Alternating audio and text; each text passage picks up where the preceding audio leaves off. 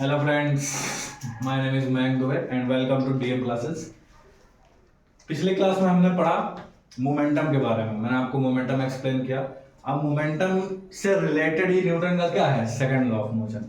Newton का पहला law अपन पढ़ चुके हैं प्रीवियस क्लासेस में, आप वीडियो देख सकते हैं जाके। न्यूटन का सेकंड लॉ मतलब न्यूटन ने 3 नियम दिए थे।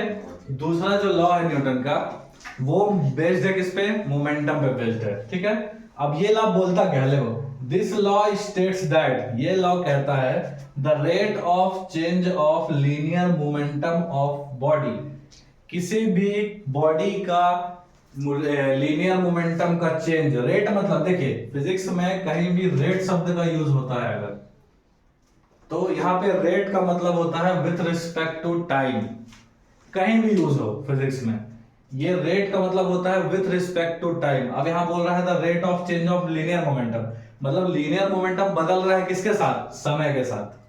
अगर हम लीनियर मोमेंटम को समय के साथ चेंज करते हैं of a body is directly proportional to the applied force, तो ये किसके प्रोपोर्शनल होगा, फोर्स अप्लाइड के, जो आप फोर्स लगा रहे हैं। तो समझ में आया आपके, मतलब the rate of change of linear momentum of a body is directly proportional to the applied force. ठीक है, the rate of change of linear momentum of a body is directly proportional to the applied force. अब हम इसको mathematical form में कैसे लिखेंगे, तो statement क्या है आपका, rate of change of momentum.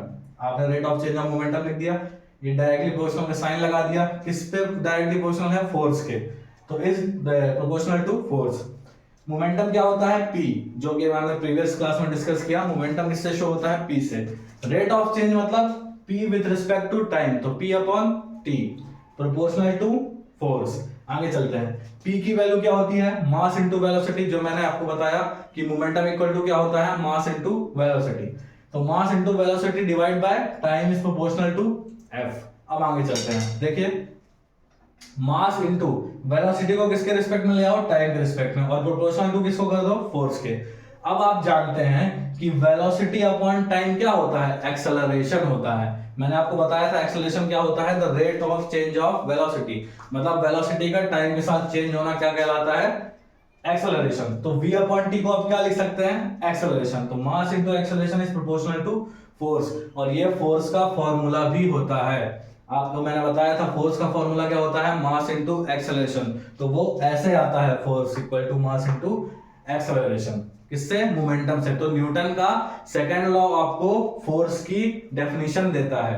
कई बार क्वेश्चन आपसे ये भी पूछेगा कि with the help of Newton second law prove that force equal to mass into acceleration, तो आप ये डेरिवेशन कर सकते हैं। बहुत ही सिंपल डेरिवेशन है, मास इनटू एक्सेलरेशन बराबर फोर्स आएगा, और यही आपका न्यूटन का क्या है, सेकंड लॉ भी है।